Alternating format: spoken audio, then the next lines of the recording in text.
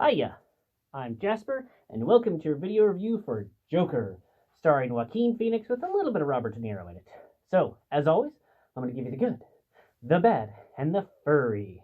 So, to start off with, there is no furry in this. Moving on to the good and the bad. So, I went into this movie not having seen any trailers whatsoever. I knew that there was some type of controversy to do with the movie, but because I didn't want whatever news reported about the controversy to either A, taint my opinion about the film, or B, reveal something just in the news coverage about it, so I avoided that. So I went in there completely blind. If you watch this review, you're going to know a little bit more than I did going in, but I'm still going to stay away from any spoilers. So, this movie is kind of set in the 80s-ish, and it is an origin story. Now, I know that I am so sick to death of Spider-Man's origin story and Batman's origin story.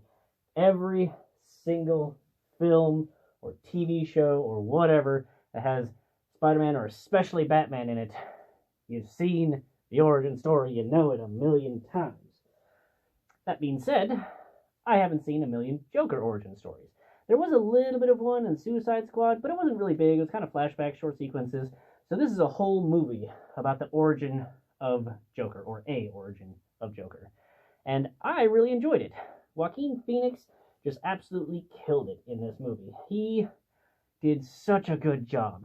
And I've seen him in some more heroic roles, so it was really cool to be able to see him just melt into this role of kind of a little bit of a creepy guy.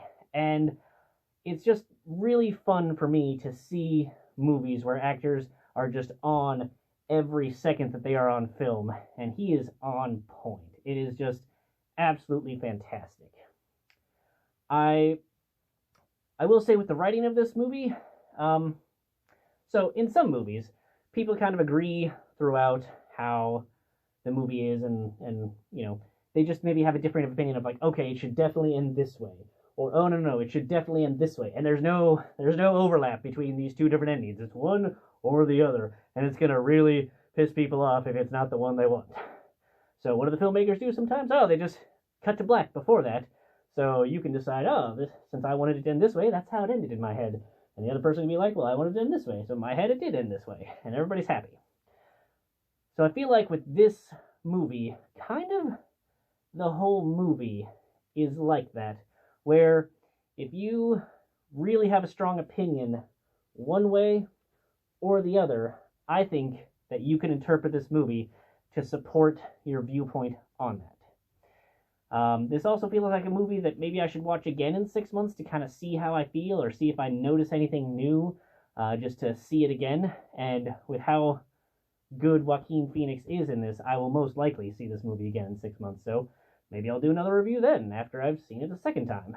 But I will say that I think that you should see it because you're going to have a good time, whether you really think that it should be interpreted this way or really think that it should be interpreted that way. I think that both parties will likely have a good time. So I hope you see it. And thanks for coming. Hope to see you at the next one. Bye.